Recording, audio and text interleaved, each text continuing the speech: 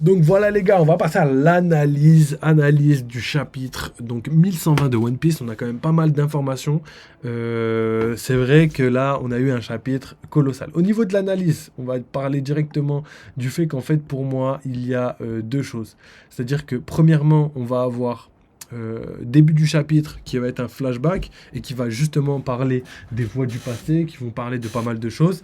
Et après, on a donc le présent avec tout ce qui s'est concrétisé. Donc voilà, tout le passé, tous les événements du passé, 26 ans, 22 ans en arrière, qui ont enfin pris cohérence et cohésion aujourd'hui. Donc on a vu que Vegapunk, entre guillemets, a fini malheureusement comme Clover. Donc O'Hara, malheureusement, a été réitéré. On sait que l'île de Egghead, c'est un parallèle avec O'Hara, mais aussi un parallèle avec Shabonji. Et là, pour l'instant, c'est le parallèle d'Ohara qui prime parce que voilà, on a un Buster Call, on a le démantèlement et la destruction de la quasi-totalité des scientifiques présents sur l'île, on a l'intervention du gouvernement mondial, on a donc des amiraux, etc., qui sont présents, et la finalité, c'est qu'on va perdre les scientifiques les plus importants, on va dire ça comme ça, mais une flamme reste encore présente. Pour moi, c'est Lilith, c'est un petit peu ce qui va rester un petit peu de Vegapunk. Et je suis ultra content parce que voilà, au moins on a potentiellement un Vegapunk qui va survivre. Là pour l'instant, c'est vrai que Saturne est encore sur le bateau, donc potentiellement il va peut-être faire quelque chose. Genre, je sais pas, aller ralentir, détruire le bateau, attaquer à Kuma, Bonnie ou même Luffy, je sais pas du tout. Mais j'ai l'impression qu'on arrive à son terme. Là, pour moi, il y aura la dernière attaque. C'est-à-dire que, premièrement, on va avoir l'attaque du robot antique, qui lui va se charger justement de retenir, je pense, et de se sacrifier. On a déjà vu qu'il a déjà sacrifié un bras, donc pour lui, il reste plus grand-chose, malheureusement, même si j'aurais vraiment aimé qu'il reste un petit peu... hein. Pour moi, c'est une des seules personnes qui connaît l'histoire du siècle oublié, hein. Donc après, c'est normal qu'on peut pas le faire venir parce que voilà, sinon il aurait donné trop d'informations trop tôt. Et je pense que Oda l'a bien compris et a dû le sacrifier. Je pense qu'il a tout fait pour le sacrifier à ce moment-là. Et du coup, on a quand même la vision du fait que malheureusement, le robot prochainement a très peu de chances de survie, même si j'ai un petit espoir, je sais pas, quelque chose qui pourrait encore qui pourrait survenir et en même temps permettre sa fuite, hein. Je pense qu'il y a assez de place sur le bateau. On a vu que par rapport à sa taille, Saturne avait réussi à monter sur le bateau, donc potentiellement il pourrait une partie de lui pourrait tenir sur le bateau, hein, même si pour lui, comme je l'ai déjà dit, le bateau c'est une barque, hein, vraiment, hein. Donc un kayak, hein, carrément, hein. Franchement, le robot géant, le bateau des géants, c'est vraiment un kayak. Donc je pense qu'il y a encore des chances, même si elles sont vraiment, vraiment très, très infimes. Je pense franchement que je suis à 90% de chances de sacrifice et un petit 10% où je me dis peut-être qu'il va pas se sacrifier étant donné qu'Atlas s'est sacrifié juste avant. Donc je pense pas qu'il va se faire exploser ou quelque chose comme ça, mais en tout cas, quelque chose va arriver. C'est tout ce que je peux vous dire. Donc maintenant que ça c'est dit, au niveau de l'analyse, j'ai expliqué un petit peu le chapitre, comment il s'est déroulé. Donc première partie flashback, deuxième partie présent, avec un lien entre les deux et une résolution, une réalisation de tout ce qui s'est passé c'est combien 22 ans on a dit je crois. Même plus que ça, hein. En 22-26 ans, que les dernières phases de Clover ont été réalisées aujourd'hui. Et du coup, maintenant, on va parler un petit peu du placement, un petit peu de chaque personnage. Donc, on a Atlas qui a été mis en avant dans le chapitre, hein. Je pense que c'est son chapitre. Effectivement, elle s'est sacrifiée. Elle est morte comme un G. C'était magnifique. Je pense que c'est la chose la plus forte qu'on va dire dans le chapitre, hein. Je pense qu'en épisode ça va être légendaire et que les sentiments vont être encore plus présents. On aura vraiment une tristesse infinie pour la perte d'Atlas, qui a toujours été là pour aider, etc., et qui au final malheureusement se sacrifie pour sauver Lilith en plus. Donc je pense que Lilith c'est un petit peu la Robin de Egghead, hein, qui Robin a réussi à fuir O'Hara, et là je pense que ouais, c'est Lilith qui va réussir à fuir et que personne d'autre pourra fuir avec elle, avec Bonnie et Kuma, mais c'est différent. Donc voilà, hein. En tout cas, au niveau du placement de, de Lilith et Atlas, je le vois plutôt comme ça. Ensuite, on a les autres personnages, on a donc le Gorosei qui a encore été mis en avant, malgré le fait qu'ils galèrent encore et encore. Ils ont beau tout faire pour arrêter le message, pour arrêter les Mugiwara, ils échouent malheureusement, même si ils étaient vraiment ultra efficaces. Le destin de toute façon du manga faisait en sorte qu'il pourrait, il y a des missions malheureusement qu'ils ne pourraient pas accomplir, et c'est celle-ci. Je veux dire, tuer les Mugiwara par exemple, c'est une mission qu'ils ne peuvent pas accomplir, c'est impossible. Donc maintenant qu'on a dit ça, on voit très clairement le traitement d'Oda par rapport à tout ce qui est Gorosei, où ils ont vraiment été mis en avant, surtout le côté immortalité. On a vu donc que quasiment tous les personnages, à part Jupiter, non, il y a que Venujuro, non, il y a que Mars, pardon. Il y a que Mars où on n'est pas sûr qu'il est là, qu'on n'a pas vraiment vu de nos propres yeux qu'il est la régénération en mode immortel, mais au fond de mon cœur, on sait tous très bien maintenant que c'est bon, c'est acté. On a vu Venujuro qui s'inquiétait pas d'avoir la moitié du visage éclaté, donc ça veut dire qu'il a l'immortalité. Je pense que j'ai même pas besoin de justifier. Je pense que si il s'est laissé exploser, laissé atteindre, il aurait pu utiliser le haki, il aurait pu utiliser pas mal de choses. Je pense que s'il l'a fait, c'est parce que voilà, il savait qu'il risquait rien. Saturne, ça a été confirmé dès le premier. Valkyrie, ça a été confirmé grâce à la dent dans le chapitre. Et Jupiter, ça a été confirmé parce que sa tête a repoussé après que les géants d'Elbaf lui ont découpé. Donc je pense qu'on a toutes les confirmations. Il reste plus que Mars. D'ailleurs, Mars, on ne sait pas il est où. Je pense qu'il est parti là. Il doit être vénénaire, un truc comme ça. Et du coup, je sais pas s'il va revenir. Il va avoir le temps de revenir. Mais je pense que voilà, une deuxième petite attaque groupée entre Sanji et Luffy pourrait faire l'affaire pour faire dégager Saturne. Le robot s'occuperait du coup des autres. Venujuros est déjà trop loin. Même s'il pourrait envoyer des lames d'air, etc., pour ralentir, etc., ça va être contré par les Mugiwara. Donc voilà, j'ai confiance en toutes les choses. D'ailleurs, il y a bel et bien eu 5 Gear 5 à Egghead, donc ça fait Gear 5, au moins il porte bien son nom. Donc voilà, ça a été bien fait, et je pense pas qu'il y en aura un autre. Luffy a son dernier Gear 5, et une fois qu'il va le perdre, ce sera la fin d'Egghead. Donc personnellement, je vois très très bien la fin d'Egghead arriver dans le prochain chapitre, même si on n'est pas à l'abri. Pourquoi? Parce qu'on sait que Saturne est sur le bateau, donc à part s'il se fait dégager en 2 secs dans le prochain chapitre, ça se peut qu'il crée quelque chose qui va les retenir, et qui va encore faire durer un petit peu le suspense. Ça ressemble un petit peu à Whole Cake Island, où Big Mom retenait les Mugiwara. On avait vraiment l'impression que ça mettait du temps, qu'ils voulaient pas partir, tu vois. Donc je sais pas si Oda va réitérer la même chose, mais ça pourrait arriver. Même si personnellement, je pense que le prochain chapitre, ça va être décisif et que ce sera terminé. Ils pourront plus rien faire, les Gorosei, et qu'ils vont devoir justement tout remettre à neuf, faire en sorte de récupérer ce qu'ils ont à récupérer. Et d'ailleurs, quand ils vont détruire le robot, quand le robot va se sacrifier, ce sera un petit peu la fin du message. Et quand ce sera la fin du message, ils auront compris que c'est la chose la plus importante qu'ils devaient faire. Donc voilà, juste pour vous redire ce que je vous ai posté d'ailleurs sur comment ça s'appelle, le serveur Discord. Il y a Saturne, pas Saturne, pardon, il y a l'éditeur. Je suis mort, j'ai dit Saturne. Il y a l'éditeur de One Piece, c'est Saturne. L'éditeur de One Piece qui avait dit, donc je vous l'ai dit dans le précédent live, mais je vous le répète, que l'arc d'Egghead suscite beaucoup d'enthousiasme avec la diffusion du message de Vegapunk, mais qu'il y aurait un événement plus important. Et l'événement plus important, je le vois très très bien arriver dans le prochain chapitre, ou sinon en cliffhanger en fin de chapitre. Tout le monde attend de voir ce que c'est, et bam, le chapitre suivant, c'est parti, on passe à la suite, et on voit un petit peu ce qui s'est réellement passé et quel est cet événement plus important que le message de Vegapunk. Donc je pense que ça va arriver dans le prochain chapitre, on verra. J'espère sincèrement que le robot géant va faire quelque chose de lourd, je compte sur lui, mais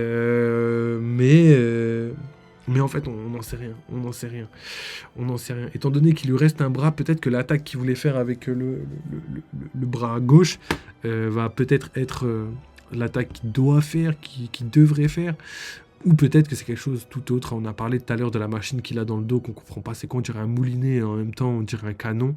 Donc on va essayer de voir un petit peu ce que ça peut être. En tout cas, effectivement, là, on arrive à la fin d'Egghead. Pour moi, le prochain chapitre, soit va arriver, du coup, l'événement qui est plus important que le message de Vegapunk. Cependant, c'est pas une certitude. Personnellement, moi, je pense que c'est ça. Pourquoi? Parce que si l'éditeur dévoile des informations aussi importantes, pour moi, c'est des cliffhangers qui doivent être réalisés très, très rapidement. Pourquoi? Parce que l'éditeur euh, peut pas personnellement je le vois comme ça, hein, mais je pense pas que l'éditeur va donner des informations qui vont se passer plus tard, tu vois.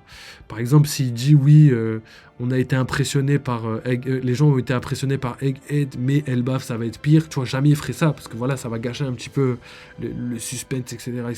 Donc pour moi, s'il donne une information, c'est que ça va être réalisé très très rapidement. Donc je pense sincèrement que ce sera dans le chapitre 1121, qui va sûrement être le dernier chapitre du tome.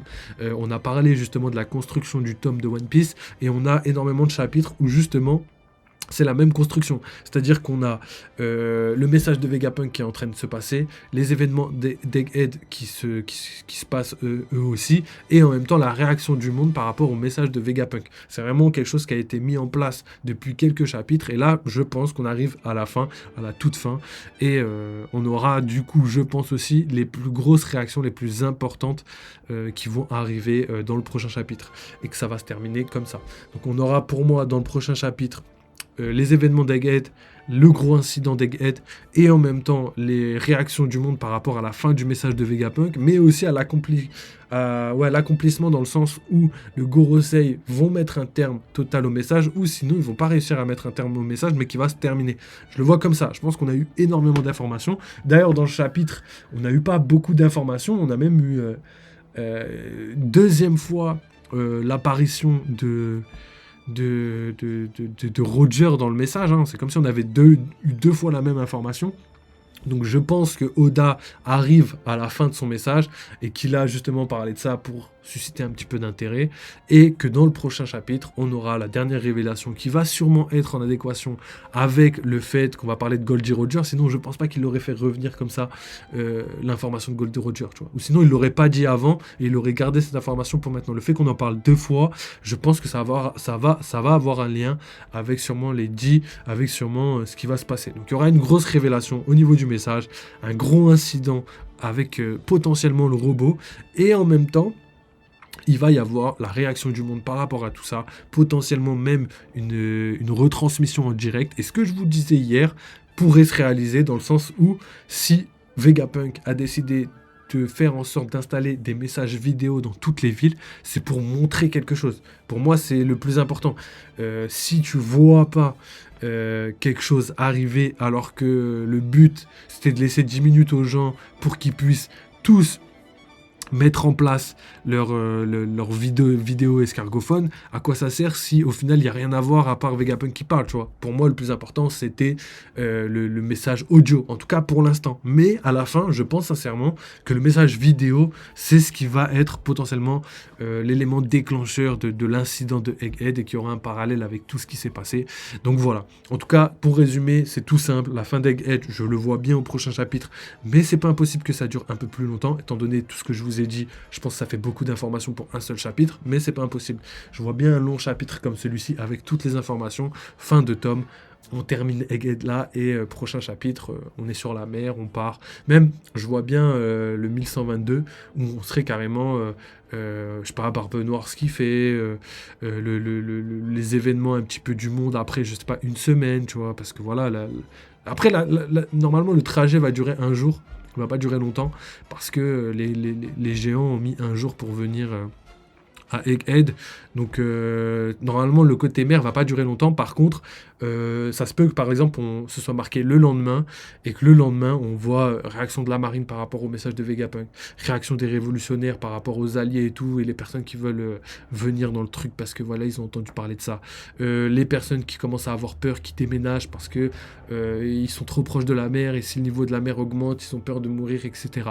Donc je vois bien un exode aussi un petit peu comme on connaît par exemple dans notre mode actuel, où par exemple toutes les personnes qui sont trop proches de l'équateur commencent à partir soit au nord soit au sud parce que les températures sont beaucoup trop grandes, il n'y a rien qui pousse, etc.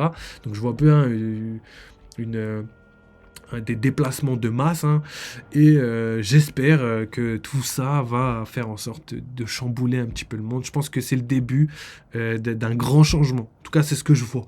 Et après, je vois bien des informations du monde par rapport à tout ce qui se passe, hein, sûrement d'autres personnes qui ont fait des incidents dans, dans, dans l'univers de One Piece, hein. Je vois bien Barbe Noire bouger, je vois bien aussi Shanks potentiellement rencontrer Barbe Noire, quelque chose comme ça, qui ferait en sorte que Shanks aussi soit de la partie. Et après, je vois aussi bien Luffy potentiellement arriver à Elbaf dans le prochain chapitre, dans le 1122, mais je pense que ça va mettre un peu de temps avant d'arriver. Je pense pas qu'on va sauter direct sur Elbaf, commencer direct sur un arc. Je pense qu'il va prendre son temps, il va prendre des pauses Oda, il va placer certains éléments, ils vont arriver tranquillement sur Elbaf, en détente, début d'arc, ça va tout doucement, et après on commence à accélérer les choses, comme il a l'habitude de faire depuis quelques arcs. Donc voilà, je pense qu'on a fait le tour en tout cas au niveau des informations. Je ne sais pas si je peux ajouter quelque chose par rapport à tout ce que j'ai dit, hein. Je pense que j'ai bien détaillé l'intérêt du robot, l'intérêt de tous les personnages dans l'arc, et aussi le côté analyse par rapport à tous les personnages, leur placement, etc. etc. Donc voilà, hein, je pense qu'on a fait le tour, hein. Je pense que j'ai bien détaillé en vrai. Donc voilà, pour résumer en gros, pour moi, ce qui pourrait se passer, je vois bien... Ce sera la dernière fois, après on m'arrêtera sur ça. Je vois bien l'arc se finir au prochain chapitre, en tout cas l'arc avec les combats, etc., etc. Ça se peut qu'il reste 2-3 petits éléments qu'on peut dire un petit peu après. Je vois bien le gros incident de Egghead, comme l'a dit l'éditeur, arriver dans le prochain chapitre. Je vois bien aussi le robot potentiellement responsable un petit peu de ce qui se passe. Je vois bien aussi une révélation énorme par rapport au message de Vegapunk en vidéo. Potentiellement, il va montrer quelque chose au monde entier. Peut-être les Gorosei, peut-être des exécutions, de l'esclavage, je sais pas, mais je pense que tout ça va permettre de chambouler un petit peu le monde. Je pense que ça a un intérêt par rapport à ça. Donc ça, c'est ce que je pense qui va passer au prochain chapitre. Ensuite, je pense qu'au chapitre 1122, d'ailleurs il y a une pause entre le 1121 et le 1122, on aura sûrement le lendemain, c'est-à-dire qu'ils ont quitté la côte, ils sont partis.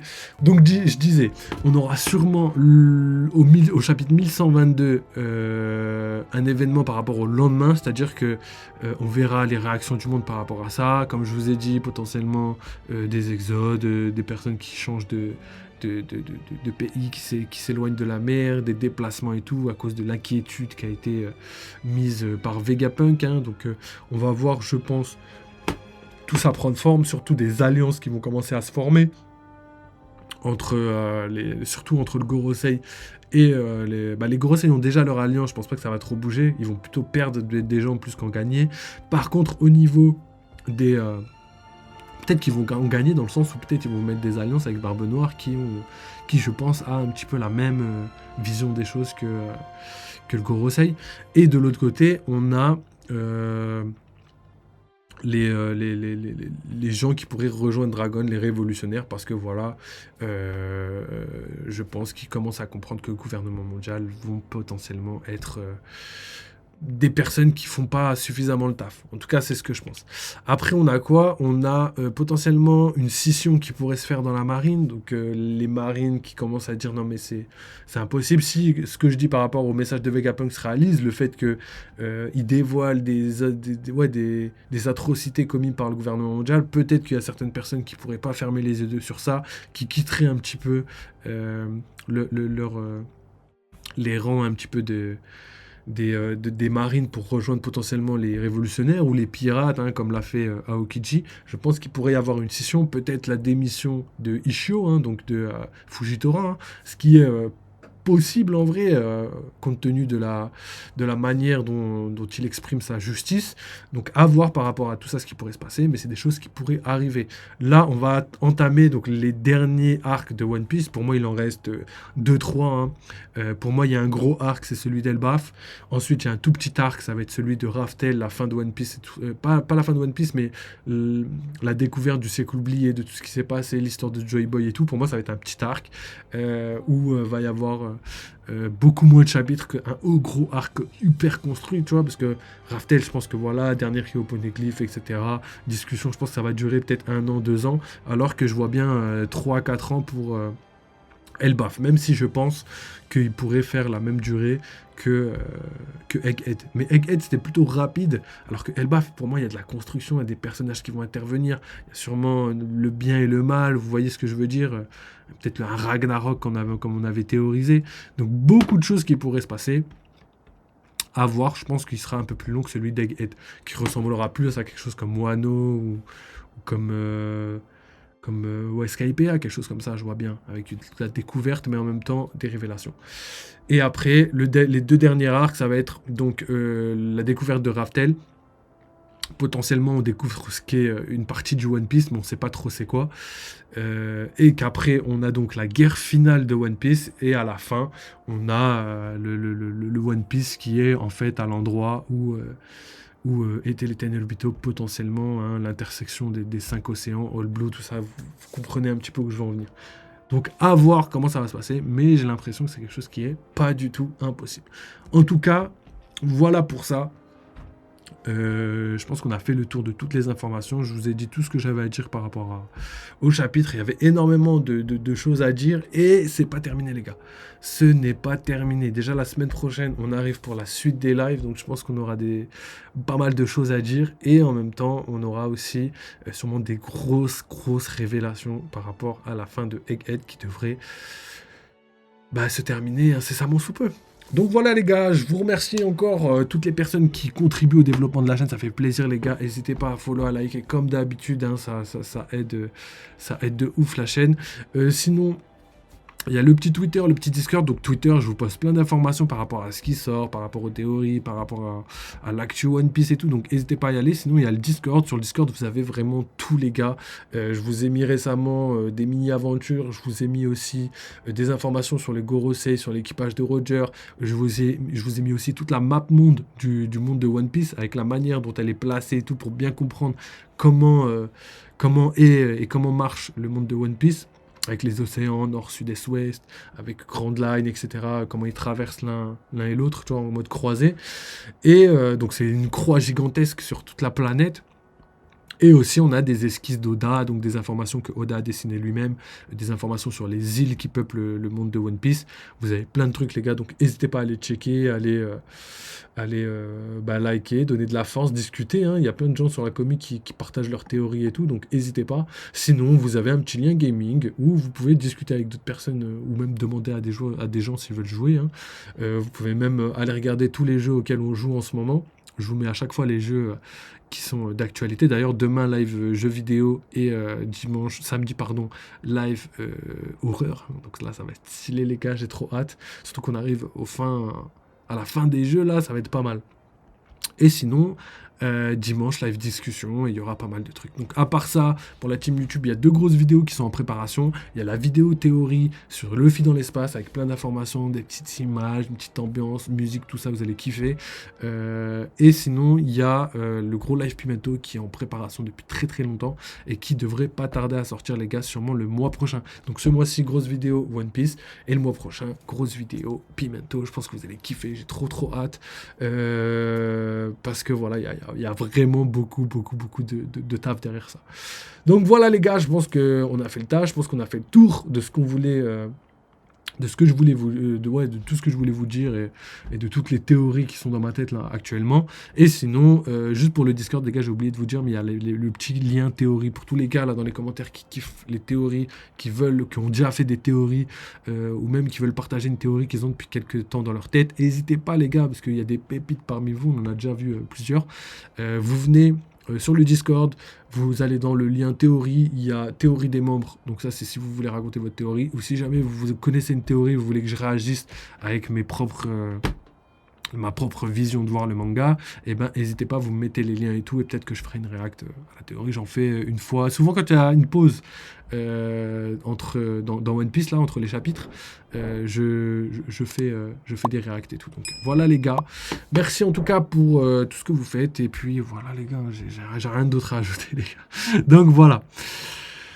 Et ben écoutez, je pense qu'on va s'arrêter sur ça. N'oubliez pas, vive les jeux vidéo, vive One Piece, et on se capte comme d'habitude très bientôt. Allez, ciao les mecs.